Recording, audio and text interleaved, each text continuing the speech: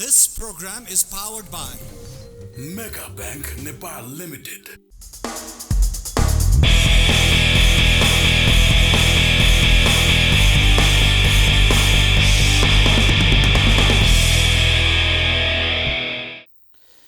दर्शकबिन नमस्ते। प्राइम संवादमा यहाँलाई स्वागत छ। म कृष्ण मल्ल।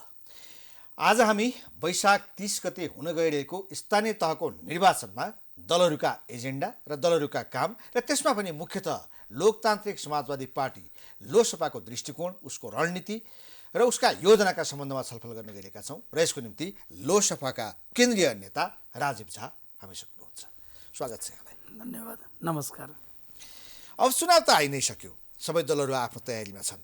लोसपा चाहिँ के गर्दैछ? लोसपा पनि आफ्नो चुनावी अभियानमा एकदम लागेकै छ। त्यो नेताहरूको लागि, राजनीतिक कर्मीहरूको लागि तपाईँको चुनाव एउटा पर्व जस्तो हुन्छ र एउटा त्यो सकिने बित्तिकै हाम्रो मधेसतिर तपाईँको छठ पर्व हुन्छ। त्यो छठ पर्वको एक वर्ष पूर्वदेखि छठ पर्व सकिने बित्तिकै अर्को छठको तयारी सुरु हुन्छ। त्यसरी नै यो चुनाव सकिने बित्तिकै उम्मेदवारहरू अर्को चुनावको लागि आफ्नो तयारी थाल्छ। त्यसरी नै यो आजको मात्र तयारी होइन, हामी 5 वर्षदेखि यो चुनावको तयारीमा थियौँ र पूर्ण रूपेण हाम्रो उम्मेदवारहरू, हामीहरू, हाम्रो पार्टी चुनावको लागि तयार छ र हामी पहिलेको भन्दा राम्रो गर्छौँ। चुनावको लागि हामी पूर्ण तयार छौँ भन्नुभयो, अनि उम्मेदवारहरू तय भइसके?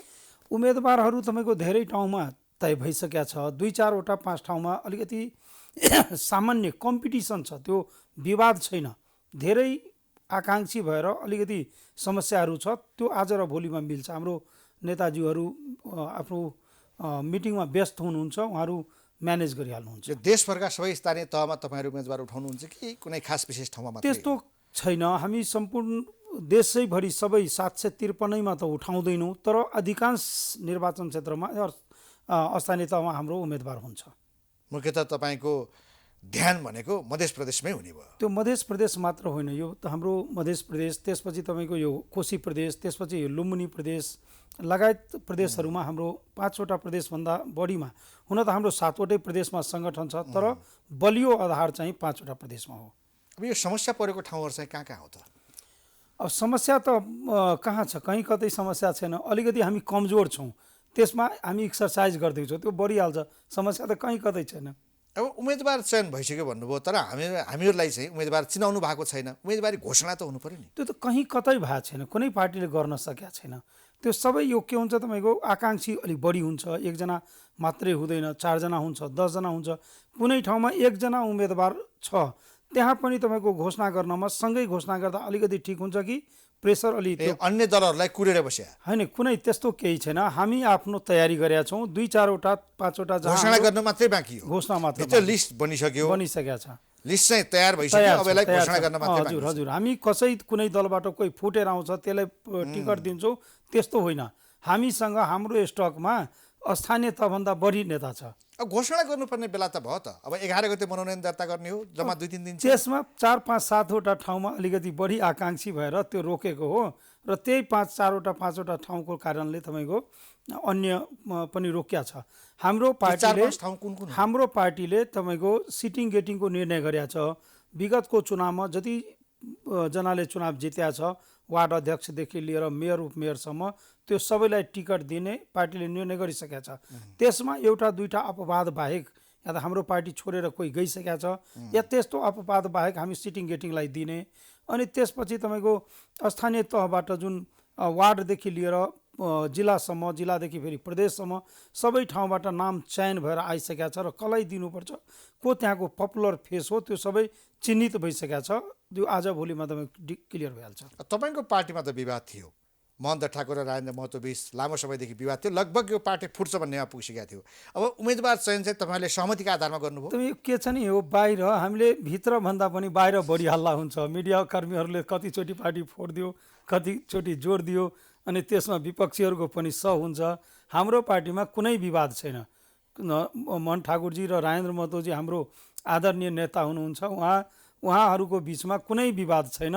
पार्टी एकदम स्मुथली चलिरहेछ र पद्धति प्रक्रियाको लागि त सबैजना आवाज उठाएकै हो। हामी पनि आफ्नो अधिकारको लागि हामीले उठाएकै हो। होइन, जनताको अधिकारको अब लागि अध्यक्ष महन्त ठाकुरले एकल रूपमा काम गरेको, अब तपाईँका पार्टीका प्रदेश प्रमुखहरू नियुक्ति गर्दा, जिल्ला इन्चार्जहरू नियुक्ति गर्दा, मान्छेहरूलाई जिम्मेवारी दिँदाखेरि त कुनै सरसल्लाह नगरी एकल रूपमा उहाँले त्यो निर्णय गरेपछि पार्टीमा असन्तुष्टि बढेको कुरो त छताछुल्लो छ नि। होइन, त्यस्तो पनि केही छैन।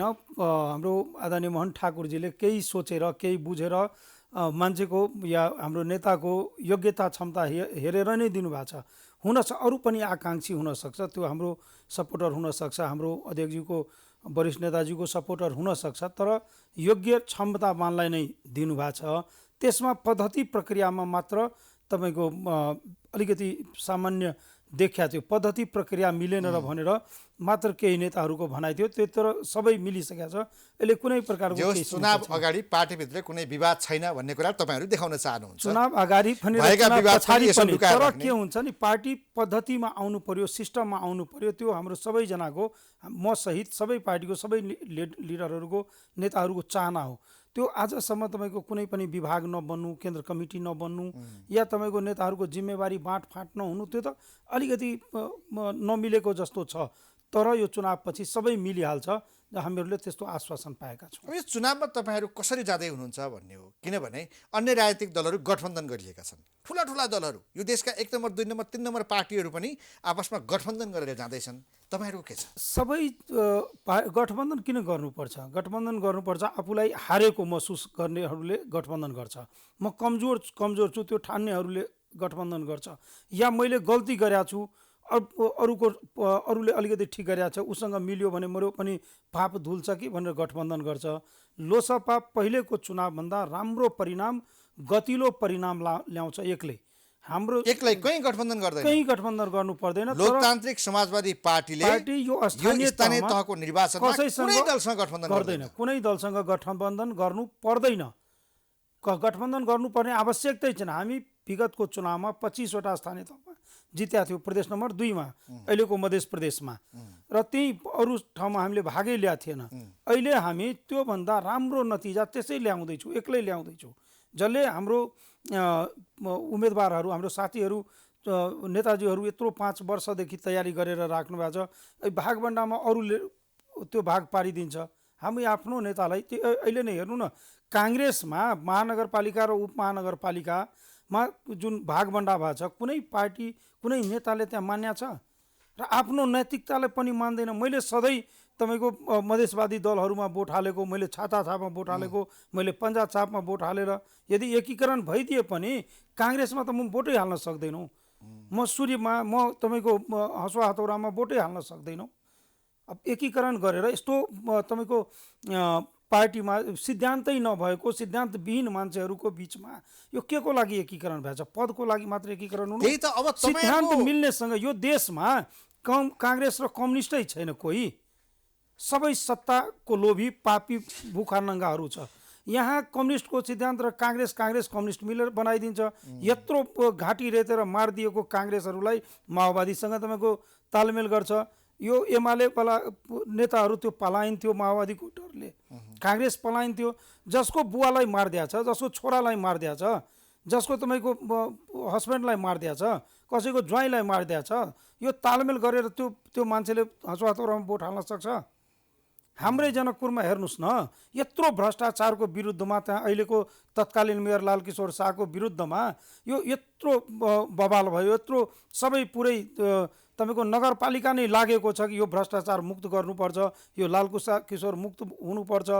काङ्ग्रेसले यत्रो आन्दोलन गरेको छ, त्यो काङ्ग्रेसीले कुन मुख लिएर तपाईँको व्यापक भ्रष्टाचार गर्नुभयो जनकपुरमा? त्यो त एकदम छर्लङ्ग छ नै, छर्लङ्ग छ। यत्रो ठुलो 1.5 अरबको बजेट, वर्षमा 1.5 अरब बजेट, 5 वर्षमा 7.5 अरब बजेट कहाँ गयो? केही त्यो गतिलो काम, देखिने काम, हेरिने काम कहीँ छैन। हेरिने एउटा तपाईँ हेरिरहेको छु, के छ त्यहाँ? गेट बन्या छ, त्यसमा फेरि के छ? बिना सीताको राम। यहाँ के जनकपुर उपमहानगरपालिकामा या पुरै हिन्दू धर्म मान्ने जो कोहीले पनि सीता र राम सँगै पूजा गर्छ, सीताराम भन्छ, र सिंगल राम यदि कहीँ पर्यो भने ए राम भन्छ।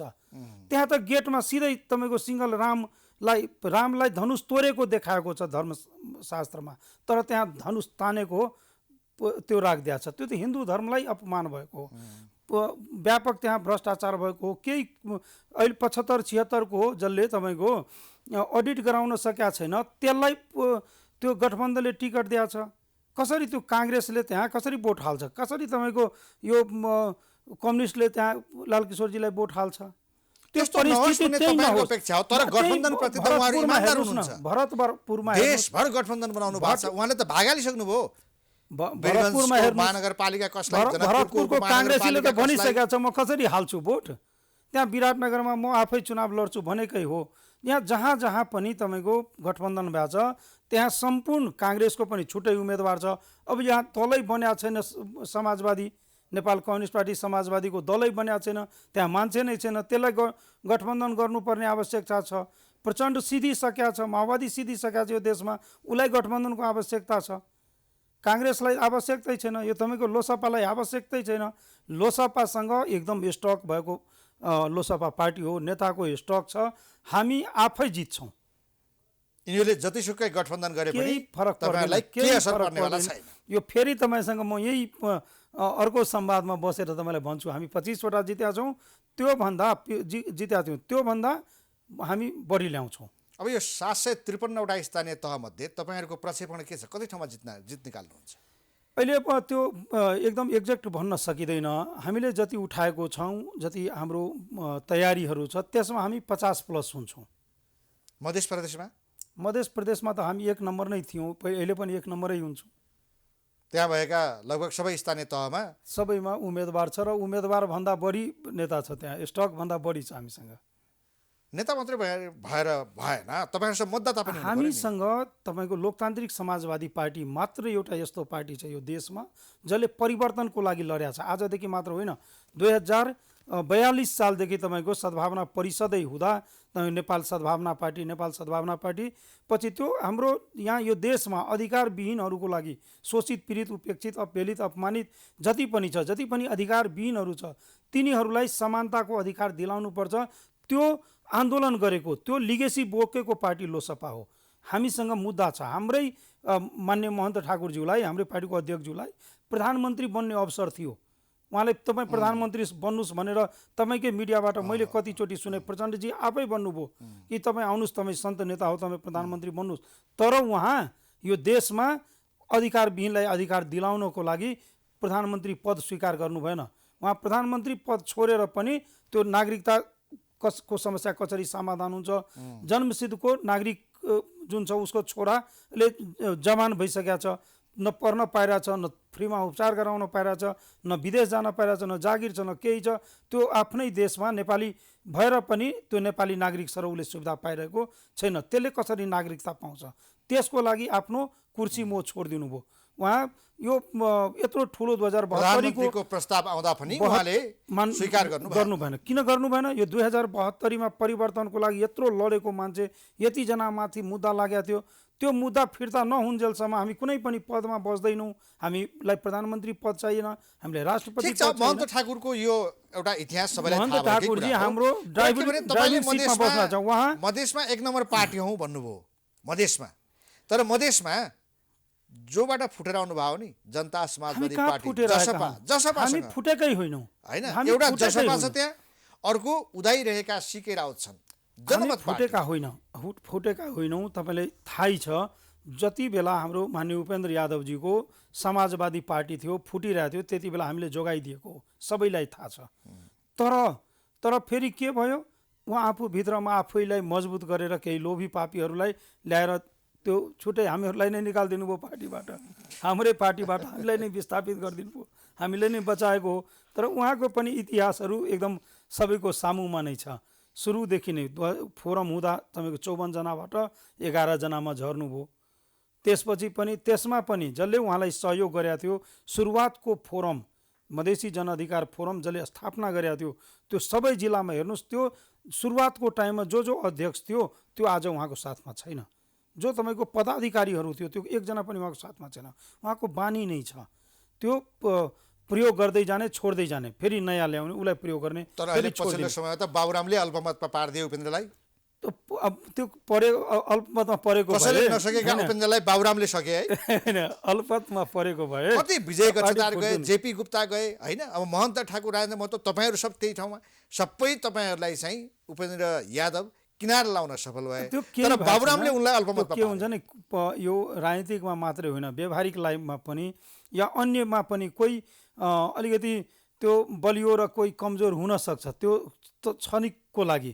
तर जोसँग मुद्दा हुन्छ, जोसँग तपाईँको इमान्दारी हुन्छ, उसैसँग जनता आउँछ। अलिकति भ्रममा केही छिनको लागि पर्न मधेसमा यो सक्छ। जसपा र सिके राउतको पार्टीको जनमत छैन, उनीहरू बलियो छैनन्।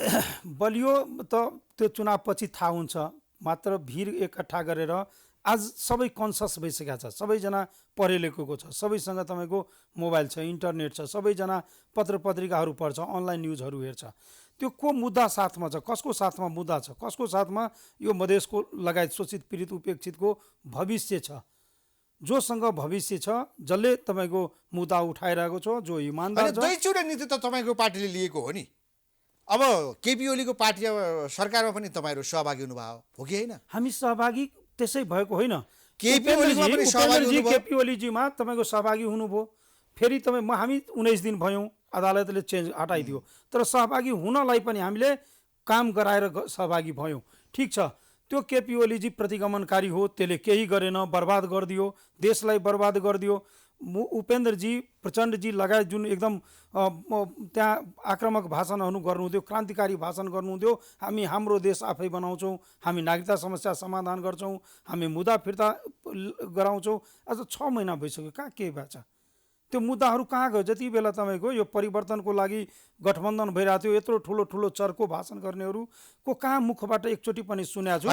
यो सरकारमा सहभागी हुन अहिलेको सरकारले नागरिकता पाउनुपर्छ। शेरबहादुर देउवाले नेतृत्व गरेको अहिलेको सरकार, यो गठबन्धनको सरकार, यो गठबन्धनको सरकारमा पनि सहभागी हुन तपाईँको पार्टीले खुट्टा उचालेको होइन होइन होइन, त्यो खुट्टा उचालेको होइन, हामी आफै भनेको हो। त्यो जान सकिन्छ, तर त्यो यो गठबन्धनमा पनि जान सकिन्छ। अहिले पनि म भनिरहेको छु, गठबन्धनमा जान सकिन्छ, तर त्योभन्दा पहिले हामीले अघिल्लो सरकारले जुन नागरिकता समस्याहरूको विषयमा नागरिकता विधेयकहरू ल्याएको थियो, त्यो नागरिकता समस्या समाधान हुनुपर्छ, मुद्दा लागेकोहरूलाई मुद्दा फिर्ता हुनुपर्छ, त्यसपछि मात्र सहभागी हुन्छौँ।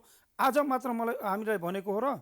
सुरुमै त भनेको, फर्स्ट त्यो गठबन्धन बन्ने बेलामा नै भनेको, तपाईँ पनि आउनुहोस्, तपाईँले भोट हालेकै हो, भोट हाल्नमा पनि हामी सम्झौता गरेर भोट हालेको हो। पहिलेको सरकारले जुन हाम्रो समस्याहरूमाथि, यहाँ शोषित पीडित उपेक्षित अपहेलित अपमानितको समस्याहरूको जुन सम्बोधन भएको थियो, त्यसलाई तपाईँ निरन्तरता दिनुहुन्छ। त्यो एउटा कुरा यो पनि भुल्नु भएन कि तपाईँहरूको नागरिकताका मुद्दा लगायत संविधान संशोधनका थुप्रै विषयहरू जो संसदमा गएका थिए, त्यसमा विपक्षमा भोट हालेको एमाले हो। तपाईँको त्यो विधेयक लगेको देउवाले हो, आत्मा प्रचण्डले हो। परिवर्तन, हृदय परिवर्तन नजरअन्दाज गर्न कहाँ गरेको छु? हृदय परिवर्तन त हुन्छ नि। वाल्मिकी तपाईँको यो रत्नाकरबाट वाल्मिकी बन्यो, त्यसरी नै हृदय परिवर्तन केपी ओलीजीलाई पनि भयो। उहाँले नै आँप झारिरहनु भएको थियो, तर पछि आएर हामीले गल्ती गऱ्यौँ, यो मधेस आन्दोलनको मुद्दा सम्बोधन हुनुपर्छ, त्यो नागरिकता विधेयक उहाँले ल्याउनु भयो, मुद्दा फिर्ता उहाँले नै गराउनु भयो। त्यो आधारमा केपी ओलीजी राम्रो हो, एकदम पुरै देशको लागि, मधेसको लागि, शोषित पीडितको लागि गर्नुहुन्छ भनेर हामी मानेको पनि थिएन। हामी नगदमा सम्झौता गर्छौँ। हाम्रो अध्यक्षजीले कतिचोटि भन्नुभयो, तपाईँलाई हामीले सपोर्ट गर्ने हो, त्योभन्दा पहिले तपाईँले हाम्रो मुद्दा सम्बोधन गरिदिनुपर्छ।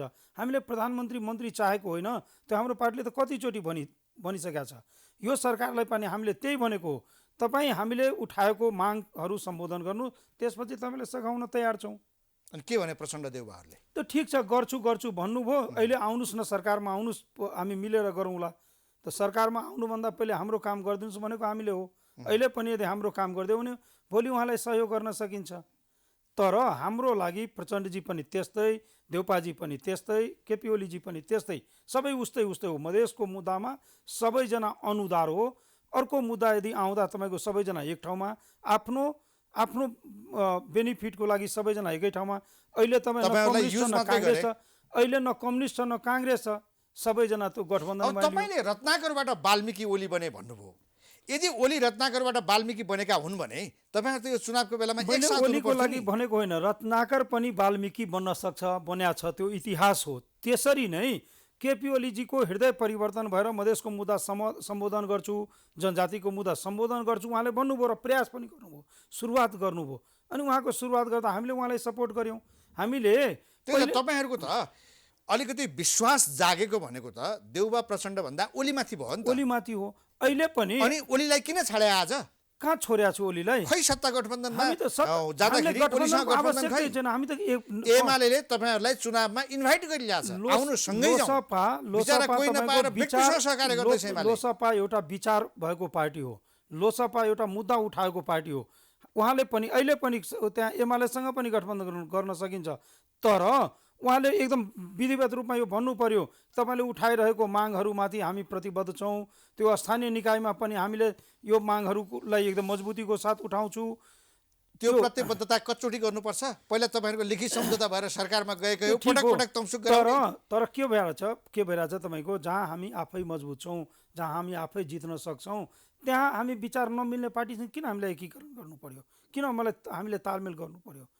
विचार त हाम्रो मिल्या छैन। हामी एउटा विचार लिएर हिँडेको पार्टी हो, हामी मुद्दा लिएर हिँडेको पार्टी हो। विचारको कुरा गर्ने हो भने त तपाईँहरू लोकतान्त्रिक पार्टी हो, लोकतान्त्रिक तपाईँहरू प्रजातान्त्रिक पार्टी हो, तपाईँहरू डेमोक्रेट हो। डेमोक्रेट हो। काङ्ग्रेससँगै तपाईँहरू केही छैन गर्न यो सकिन्छ। देशमा डेमोक्रेसीको ठेक्का लिएको पार्टी त काङ्ग्रेस हो। काङ्ग्रेस अहिले तपाईँको काङ्ग्रेसले पुरै देशलाई काङ्ग्रेस पार्टीले काङ्ग्रेसको नेतृत्वले पुरै देशबाट काङ्ग्रेसलाई सिद्ध्याउने खेला खेलिँदैछ। त्यो काङ्ग्रेस सिद्ध्याउने खेल भइरहेछ।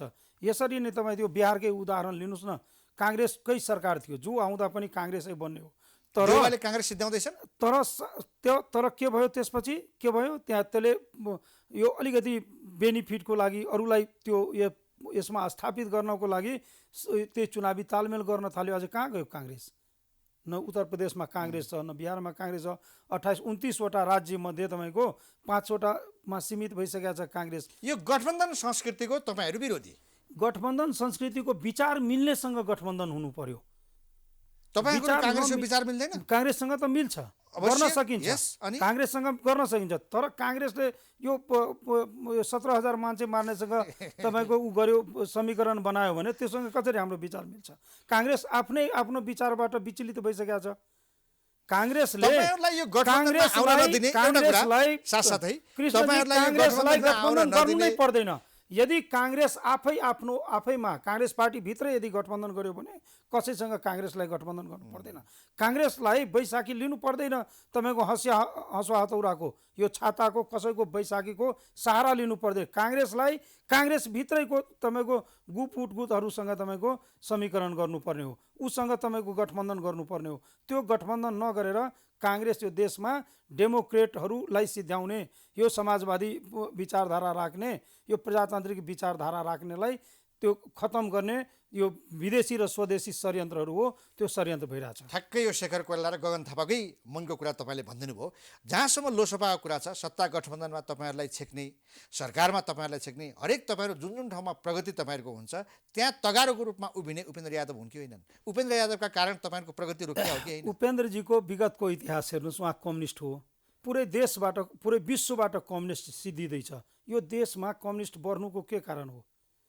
यो उपेन्द्रजीको ब्याकग्राउन्डै कम्युनिस्ट हो। त्यसपछि उहाँ माओवादी हुनुभयो, माओवादीबाट फेरि तपाईँको यो मधेसवादी हुनुभयो, मधेसवादीबाट फेरि तपाईँको राष्ट्रवादी हुनुभयो। त्यो उहाँको त चरित्रै त्यस्तै छ। र प्रचण्डजीको पनि त्यस्तै हो। प्रचण्डजी अहिले के बोल्नुहुन्छ, पछि के बोल्नुहुन्छ, हिजो के बोल्नुभयो, आउँदो समयमा के बोल्नुहुन्छ, उहाँलाई आफ्नै विचारमा अस्थिरता छैन। त्यो यहाँ तपाईँको पुरै देशले जानिसकेको छ। प्रचण्डमाथि विश्वास गर्नु र तपाईँको भन्छ नि हामीतिर गिरगिटहरू त्यो कति बेला कहाँ कुन रङ बदलिन्छ, त्यो एउटै हो। प्रचण्डमाथि विश्वास गर्नु भनेको आफैलाई धोका हो। यो देशमा त त्यस्तै भइरहेछ नि, अहिलेसम्म त त्यस्तै भइरहेछ। प्रचण्डजीलाई त हामीहरूले 30 दलीय गठबन्धन, उहाँ अप्ठ्यारोमा परेको बेला हामी 30 दलीय गठबन्धनको उहाँलाई नेतृत्व दिएका थियौँ। सामान्य प्रलोभन परले हामीलाई छोरीले भाग दिनुभयो होइन। उहाँलाई जतिजना तपाईँको प्रचण्डजीलाई जति त्यो सहयोग गरेका थियो उहाँको जनआन्दोलनको टाइममा, त्यो कोही छैन। 12-15 जना उहाँकै परिवारको तपाईँको यो देशको मुख्य पदहरूमा छ। अहिले पनि छोरी जिताउनलाई त्यो भरतपुरमा तपाईँको यत्रो नाटक भयो, पोखरामा उपमहानगरपालिकाबाट सिफारिस भएको छ। एउटा बुहारी भाइ तपाईँको राष्ट्रिय अहिले सभामा। पनि छँदैछ भाइ राष्ट्रिय सभामा यत्रो ठुलो आन्दोलन यो देशमा 18,000 17,000 मान्छे उहाँको परिवारलाई इस्टाब्लिस गर्नलाई बनेको हो।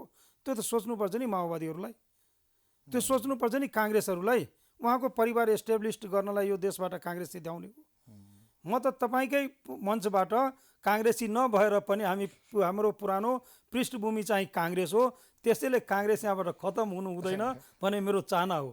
हामीहरू सबै अधिकांश मान्छे काङ्ग्रेसबाटै आएको हो, हामी डेमोक्रेटिक लाइनको मान्छे हो, त्यसैले काङ्ग्रेस यहाँबाट सिद्धिनु हुँदैन। यो काङ्ग्रेस सिद्ध्याउने खेल हुँदैछ। म तपाईँको मञ्चबाट सबै काङ्ग्रेसीलाई अपिल गर्छु, तपाईँ आफ्नो आत्मामा हात राखेर तपाईँ सोच्नुहोस् कि तपाईँले हसुवा हथौरा, तपाईँले छाता या तपाईँ अन्य कुनै तपाईँको सूर्यमा या अन्य चिन्हमा कलम सलममा भोट हाल्नलाई तपाईँको आत्माले मान्छ? यो देशलाई काङ्ग्रेस चाहिएको, यो देशलाई त्यो उहाँले इमान्दारीसँग भन्नु पर्यो, मान्छेले देखाउनु पर्यो, यहाँको जनतालाई देखाउनु पर्यो कि मैले हसुवा हथौरामा भोट हालेको, मैले कलममा भोट हालेको। यो काङ्ग्रेसी नेताहरूले देखाउन सक्छ या प्रचण्डजीले रुखमा भोट हालेको देखाउन सक्नुहुन्छ? माधवजीले तपाईँको ठिक छ, अब यो तराईमा भोट हालेको जनमत पार्टी छ नि, सीके राउतको स्ट्रेन्थलाई कसरी अहिले त कुरै नगर्नुहोस्, त्यो प्रचण्डजी भन्दा पनि ठुलो नटवरलाल हो। त्यो पहिले देशै अलग गर्ने कुरा गर्ने, पछि 2-4 झापर मार्दा हामीले विखण्डनको कुरै गरेका छैन, उसको त के कुरा गरौँ? त्यो कुनै पार्टी सार्टी हुँदै होइन, त्यसलाई देवत्वकरण गर्दैछ। सीके राउतको पार्टी तपाईँ भनिरहनु भएको छ, जनमत पार्टी कहाँ भन्नुभयो? त्यो पार्टी त हुँदै होइन, त्यो त एउटा ग्याङ हो। पार्टी हुनलाई जनमत पार्टीको को उपाध्यक्ष छ, मैले कहीँ कतै पोस्टरमा त्यो हेरेको छैन, को महासचिव छ, को पदाधिकारी छ, कहीँ कतै हेरेको छैन, कहाँबाट फन्डिङ भइरहेछ त्यो हेरेको छैन। त्यो एकदम यत्रो ठुल्ठुलो भिडहरू त्यो कहाँबाट गरिरहेछ, त्यो त सोच्नुपर्ने हो नै। त्यहाँ उहाँसँग लागेको मान्छेहरूले, उहाँलाई देवत्वकरण गर्नेहरूले त सोच्नुपर्छ नि, यो यत्रो कहाँबाट के भइरहेछ, अरू मान्छे किन इस्टाब्लिस्ड भइरहेको छैन? चुनावी पर्चामा यो 5 जनाको पोस्टर किन आइरहेको छैन? एकजनालाई भगवान बनाउने, त्यो सबै लामो जाँदैन, त्यो पार्टी होइन, त्यो ग्याङ हो भन्ने। अब अन्तिममा तपाईँहरू चुनावमा त जाँदै हुनुहुन्छ, तपाईँको पार्टीका मुख्य मुद्दाहरू छोटकरीमा। यो स्थानीय सरकार तपाईँको यो केन्द्र सरकारभन्दा पनि बलियो हो। यहाँ केन्द्रमा त के हुन्छ, विपक्षले यदि बलियो भयो भने सत्तालाई पल्टाइदिन्छ, खत्तम गरिदिन्छ, सत्ता पल्टिहाल्छ। अहिले नै 2/3 सरकार खत्तम भएर अर्को सरकार भएको तपाईँ यो हाम्रै देशको इतिहास छ, अरू अन्य देशमा पनि छ।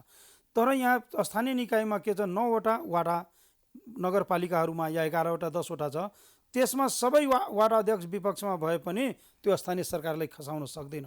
खालि स्थानीय जनप्रतिनिधि, मेयर, उपमेयर या तपाईँको गाउँपालिका अध्यक्ष इमान्दार भयो भने त्यो पालिका स्वर्ग बन्न सक्छ। त्यहाँ निःशुल्क शिक्षा, निःशुल्क स्वास्थ्य को व्यवस्था हुन सक्छ। कोही भूमिहीन रहँदैन, कसैलाई त्यो पानीमा बारिसमा भिग्नु पर्दैन, उसको आफ्नो घर हुन्छ। हामीले त्यही भनेका छौँ, हामी स्वास्थ्य र शिक्षा निःशुल्क गर्छौँ। हामी जसलाई घर छैन त्यसलाई घर बनाएर दिन्छौँ।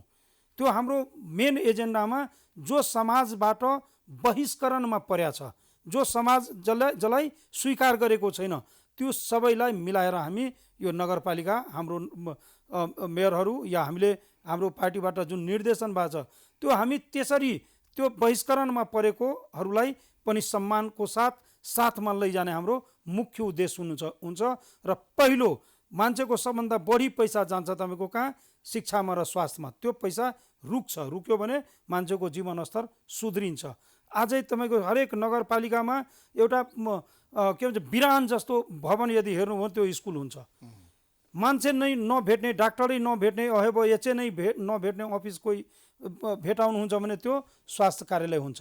हामी शिक्षा र स्वास्थ्यलाई प्राथमिकतामा राखेर हरेक वाडामा स्वास्थ्य क्लिनिक स्थापना गर्छौँ।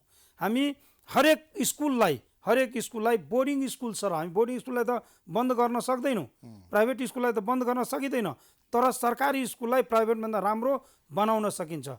प्राइभेट स्कुलमा 5,000, 7,000, 10,000 रुपियाँ स्यालेरी हुन्छ, त्यसले राम्रो पढाउन सक्छ। हाम्रो सरकारी स्कुलमा 50,000 रुपियाँ स्यालेरी छ, त्यो पढाउँदैन। त्यो पढाउने चाहना हुँदाहुँदै पनि हामीले विश्वास नगरेर विद्यार्थीलाई त्यहाँ नदिएको हो। हाम्रो त शिक्षा र स्वास्थ्यको नाममा भएका विद्यार्थीहरू बाहिर पढ्न जान्छन्, करोडौँको रकम यही दैनिक रूपमा बाहिर यही गइरहेछ। देशमा हेर्नुहोस् न, यही देशमा यो पैसा बाहिर जानको लागि यहाँ त कति राम्रो वातावरण छ। यो देशमा क्राइम रेट एकदम कम छ। यो देशको वातावरण एकदम राम्रो छ। यहाँ पुरै देशको मान्छेमा जति उदारता छ, चाइनालाई भनिन्छ मेसिन हो चाइना, त्यहाँ मान्छे नै होइन, सबै मेसिन छ। तर यहाँ भावना भएको, आत्मा भएको मान्छेहरू छ नेपालमा। यहाँ बङ्गलादेशमा तपाईँको घरेलु उद्योगमा मेडिकल कलेज दर्ता हुन्छ र यो देशमा आन्दोलन हुन्छ मेडिकल कलेज दर्ता हुनु हुँदैन। यहाँ काठमाडौँ, भक्तपुर, ललितपुरमा मेडिकल कलेज हुनु हुँदैन। यहाँ भएको मेडिकल कलेजहरूलाई बन्द गरिदिएको छ। यहाँ तपाईँ साउथमा जानुहोस्, आँखा चिम्लेर दुईवटा पत्थर फाल्दा एउटा पत्थर कुनै न कुनै इन्स्टिच्युटको बोर्डमा जान्छ। तर यहाँको पदाधिकारीहरू कुन देशको एजेन्टहरू हो? हाम्रै देशमा भएको एचए क्याम्पसहरू, हाम्रो यही देशको तपाईँको आयुर्वेद कलेजहरूलाई बन्द गराउनमा कुनै कसर बाँकी राखेको छैन। इन्सपेक्सनमा जान्छ, त्यही मिथिला आयुर्वेद जनकपुरको मिथिला आयुर्वेदमा इन्सपेक्सनमा गयो, सिधै खारिज गरिदियो, केही नोटिस नदिइकन। त्यहीँको एउटा तपाईँको एसएन झा भने शिवनारायण झाजीको एउटा कलेज छ, त्यहाँ उसको बिसिएको कलेज थियो, त्यहाँ इन्सपेक्सनमा गयो, घुस दिएन, त्यो कलेज खारिज गरिदियो। कलेज खारिज गर्नलाई त्यो कारण त बताउनु पर्छ नि, त्यो पहिले नोटिस त दिनु पर्यो, तपाईँको यो मिलेन खारिज गरिदियो। कुनै कानुनै छैन। यहाँ अहिले नै 100 बेडको अस्पताल बनाउनुहोस्, त्यसपछि तपाईँ स्टाफ नर्सको क्लास चलाउनुहोस् भनेर भनेको हो। अनि अब के भनिरहेछ, स्टाफ नर्स चलाउनुहुन्छ कि तपाईँ बिएससी नर्सिङ चलाउनुहुन्छ? 100 बेडको अस्पताल खोल्नलाई 25 करोड रुपियाँ लाग्छ। त्यो यदि त्यसले बिएससी नर्सिङ पनि चलायो भने त्यो यो देशलाई घाटा हुन्छ। यहाँ तपाईँको 50वटा यदि यहाँ काठमाडौँ, भक्तपुर, ललितपुरमा मेडिकल कलेज खोलिदियो भने त्यो 5000 स्टुडेन्ट बाहिरबाट आउँछ। अहिले टाट पल्टिने भनिरहेछ, यो देशमा यो विदेशी मुद्रा कम भएछ त्यो भनिरहेछ, श्रीलङ्का जस्तो हाम्रो देश बनिरहेछ त्यो भनिरहेछ। तर त्यो विदेशी मुद्रा आउनलाई, विदेशी मुद्रा यो देशमा आओस् त्यो कसले सोचेको छ? किन तपाईँको यहाँ 5000 विद्यार्थीलाई 5000 करोड प्रत्येक महिना ल्याउन सकिँदैन? त्यो गर्नुपर्छ। तर विदेशी मुद्रा ल्याउने व्यवस्था गर्नुभयो। यहाँ पर्यटनको बारेमा भन्छ, पर्यटनको हो, तर कोभिडले पर्यटन ध्वस्त गरिदियो। शिक्षालाई त गरेको छैन, स्वास्थ्यलाई त गरेको छैन। यो देशमा तपाईँको यहाँ काठमाडौँ, भक्तपुर, ललितपुरलाई शिक्षाको हब बनाएर विदेशी पैसा भित्र्याउनुपर्छ, हाम्रो देश आफै धनी हुन्छ। ठिक छ, चुनावसहित पार्टीको दृष्टिकोण र आफ्ना मुद्दाहरूका सम्बन्धमा छोटो समयमै भए पनि एकदम सठिक विचार राखिदिनु भएको छ। हार्दिक धन्यवाद। धन्यवाद, नमस्कार। दर्शकवृन्द, प्राइम संवादमा आज हामीसँग लोकतान्त्रिक समाजवादी पार्टी लोसपाका नेता राजीव झा हुनुहुन्थ्यो। उहाँसँगको कुराकानी सकिन्छ। हामी सबैलाई बिदा दिनुहोस्। नमस्ते।